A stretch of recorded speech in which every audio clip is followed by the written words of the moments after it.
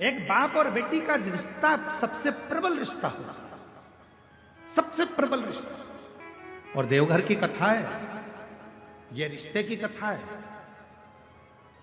कितना विचित्र कथा है देवघर की, जरा सुनिएगा। शायद बाबा वैद्यनाथ की कथा आपने सुनी कि नहीं सुनी हमको नहीं मालूम, पर आज अगर मौका मिला है तो इस कथा को जरूर सुनो। क्या रिश्ता था?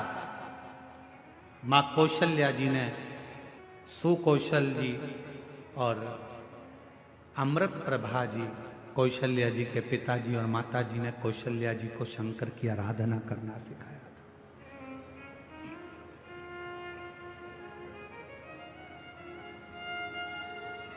कौशल्या मैया शिव जी की आराधना में ली। कहते हैं आनंद रामायण वर्णन करती है कि कौशल्या मैया 1 मिनट भी शंकर की भक्ति के बिना रह नहीं पाती थी। भाव की इतनी शुद्धता थी मां कौशल्या जी की। फिर वही बात आ गई, रावण ताव से शिव जी को भजता था और कौशल्या जी भगवान शंकर को भाव से भजती थी। भाव से भजती। एक दिन रावण ने सभा बुलाई, सारे ग्रहों को बुला लिया, सारे देवताओं को बुला लिया। रावण की लंका में सभा लगी हुई है, बड़े बड़े देवता बैठे हुए हैं, ग्रह बैठे, नाग, किन्नर, गंधर्व, अप्सरा, देवता, दानव, सब उस सभा में बैठे हुए थे। सब उस सभा में बैठे हुए हैं और उस सभा में चारों तरफ सब लोग बैठे हुए हैं। और उस सभा में लंकापति रावण ने ऊंची आवाज कर कर कहा कि बताओ मेरे प्राण कैसे छूटेंगे, मेरी मृत्यु कैसे होगी। बड़े बड़े विद्वान बैठे थे, बड़े बड़े सभासद बैठे थे, बहुत देवता, गंधर्व, किन्नर, अप्सरा, पशु, पक्षी सब उस सभा में बैठे हैं, असुर, सुर सब उस सभा में। मेरे प्राण कैसे जाएंगे बताया जाए, कैसे मरूंगा मैं बताओ।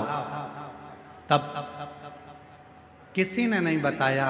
रावण को क्रोध आ गया तो सबको बंदी बनाने लगा। बंदी, अगर नहीं मालूम पड़ा तो मैं तुम्हें बंदी बना लूंगा। तब ग्रहों में ग्रह, सारे ग्रहों ने रावण से कहा, रावण तुम्हारी मृत्यु कौशल देश के राजा सुकौशल जी की जो लड़की है कौशल्या, उन कौशल्या माता के गर्भ से एक बड़ा विद्वान, शूरवान एक पुत्र पैदा होगा, जन्म लेगा। उस बेटे के द्वारा तुम्हारे प्राण छूटेंगे। अब तो रावण को गुस्सा आ गया। कौशल नरेश, सुकौशल की लड़की कौशल्या और कौशल्या का बेटा राम मुझे मारेगा। हाँ, रावण ने सभा को विराम दिया, अपने गुप्तचरों को बुलाया। मेरी मृत्यु नहीं होना चाहिए, उसके लिए क्या करा जाए। एक ही काम है, कौशल्या को अपने यहां ले आ। जब लंका में माता कौशल्या आ जाएगी, कौशल्या अगर लंका में पहुंच गई तो उसकी कोई संतान नहीं होगी। संतान नहीं होगी तो तुम मरोगे नहीं। रावण ने उसी समय पर अपनी सेना तैयार कर कर कौशल राज्य में पहुंच गया और सुकौशल राजा के पास जाकर रावण ने हाथ जोड़कर प्रणाम किया। रावण उस समय पर शिव की आराधना नहीं करता था। बाबा वैद्यनाथ की कथा चल रही है, जरा सावधानी से सुनिएगा।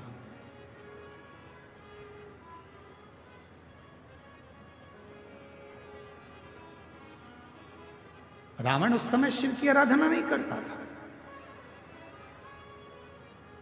सुकौशल जी ने देखा कि लंका का राजा रावण आया है, बड़ा प्रबल वीर। लंकेश आइए। कैसे आना हुआ? सुकौशल जी ने जब पूछा तो रावण ने कहा कि हमको आपकी बेटी कौशल्या चाहिए। आप अपनी पुत्री कौशल्या को लंका ले जाने की आदेश दें। सुकौशल जी मुस्कुराकर बोले कि बेटी हमारी है, पर हमारी बेटी की आज्ञा के बिना हम कोई निर्णय नहीं ले सकते, कोई नहीं।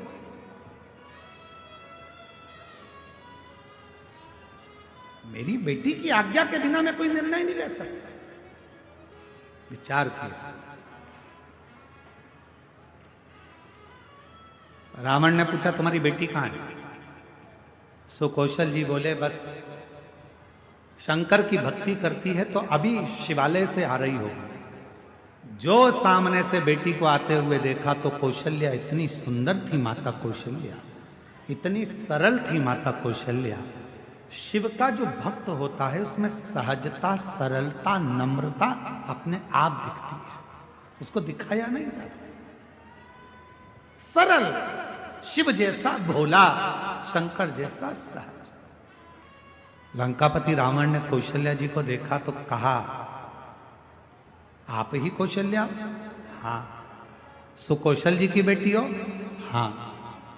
हम आपको लंका ले जाने के लिए। मुझे लंका? हाँ। कौशल्या जी कहने लगी मैं तो लंका नहीं जाऊं,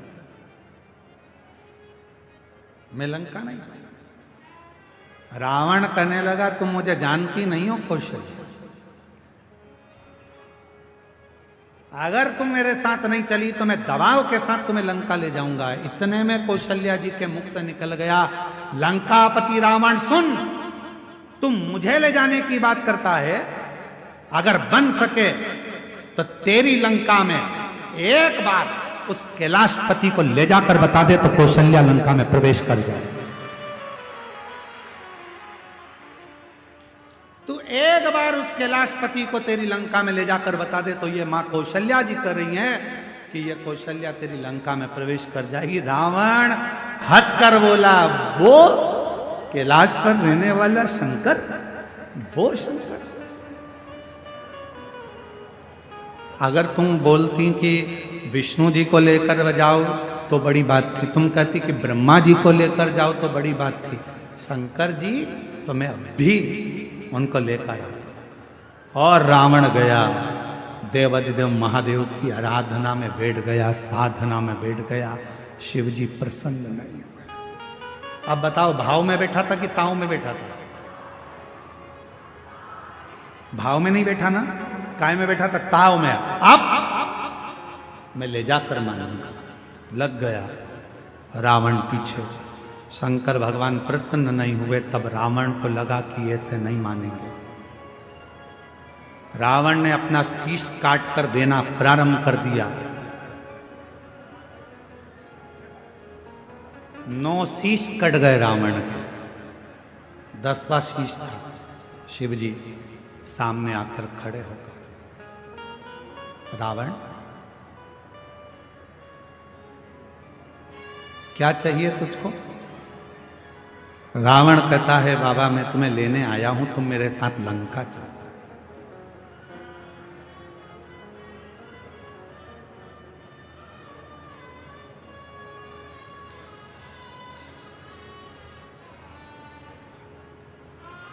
शिव जी कहने लगे ऐसे तो मैं लंका जा नहीं सकता,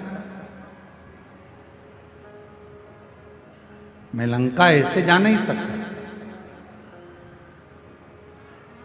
चलना तो पड़ेगा। रावण जिद पर अड़ गया। तब देवाधिदेव महादेव ने मां पार्वती जी से जाकर कहा कि लंकापति रावण मुझे लेने के लिए आया।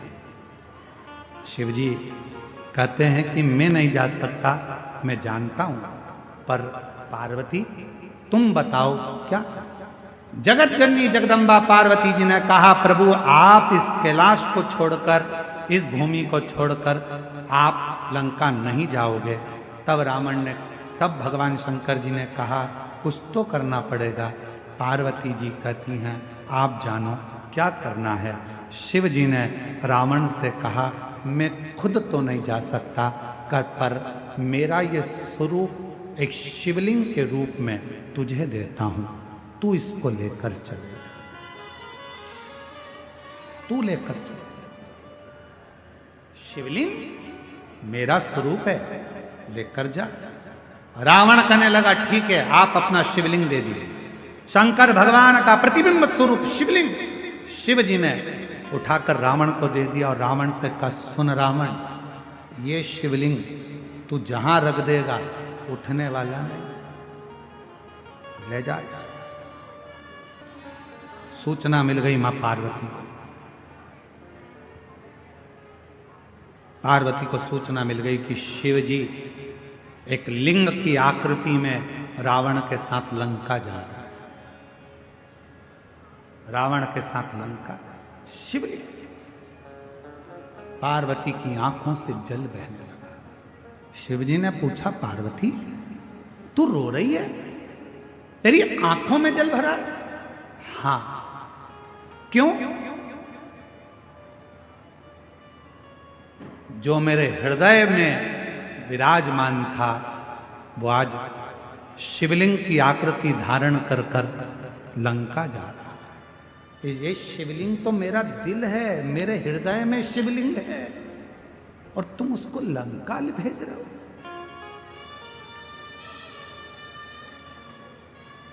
शिव जी मुस्कुराने लगे, पार्वती जी, प्यार अगर पक्का होता है तो कोई जा नहीं सकता।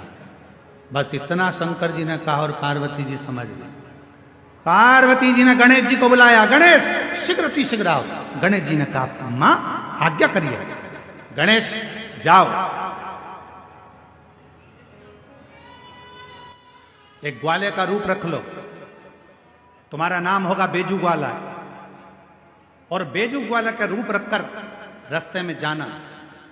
रावण संध्या करने के लिए रुकेगा, शिवलिंग तुम्हारे हाथ में देगा, थोड़ी देर उसके सामने पकड़ कर रखना, थोड़ी देर बाद जमीन पर रख देना।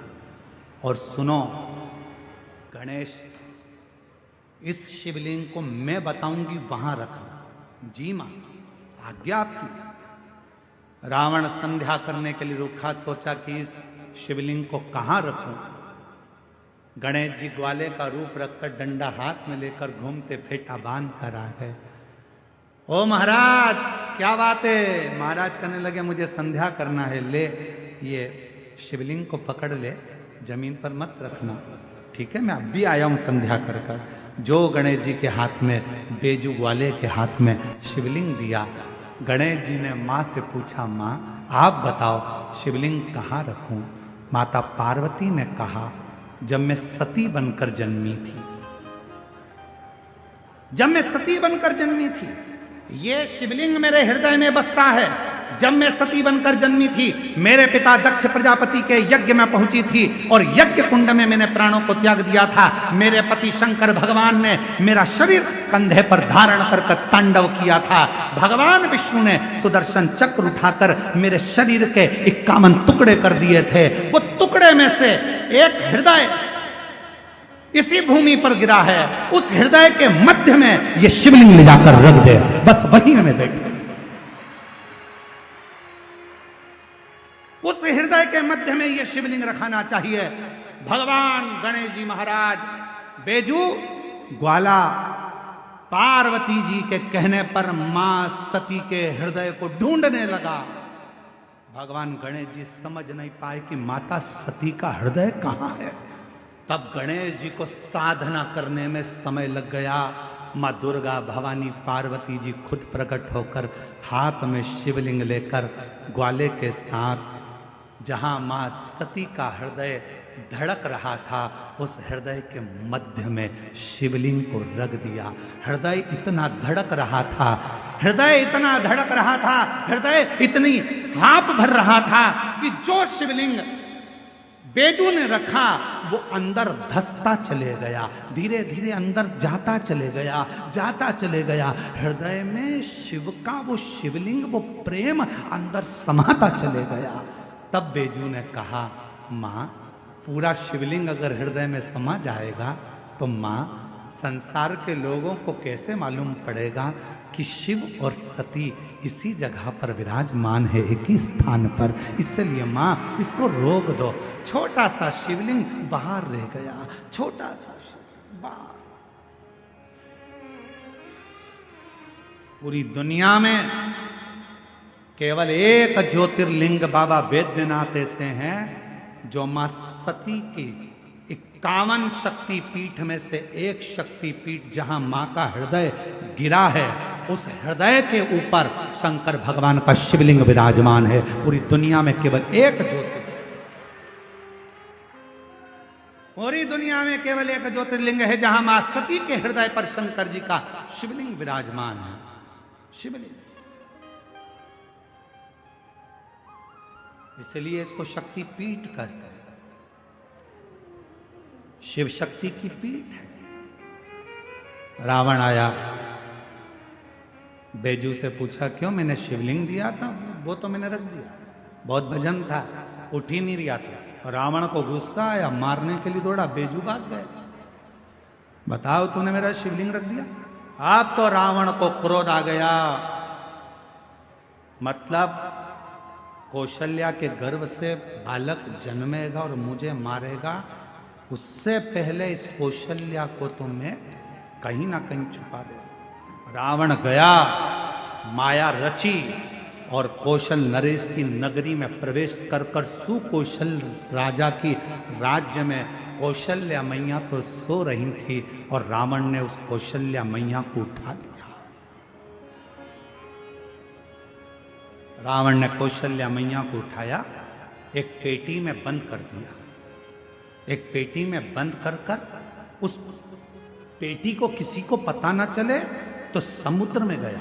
समुद्र में जाकर एक बड़े महामत्स्य को देखा, बड़ी मछली को देखा और मत्स्य से कहा, महामत्स्य मुख खोल।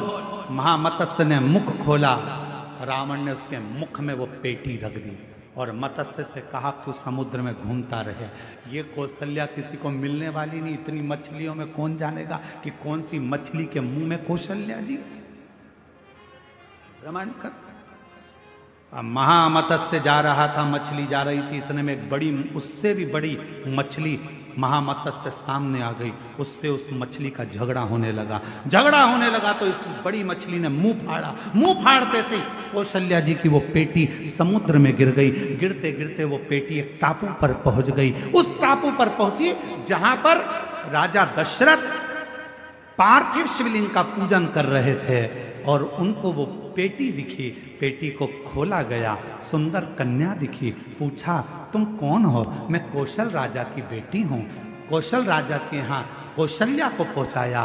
कौशल राजा ने अपनी बेटी कौशल्या का विवाह दशरथ जी के साथ कर दिया और तब राम जी का सहज कहा।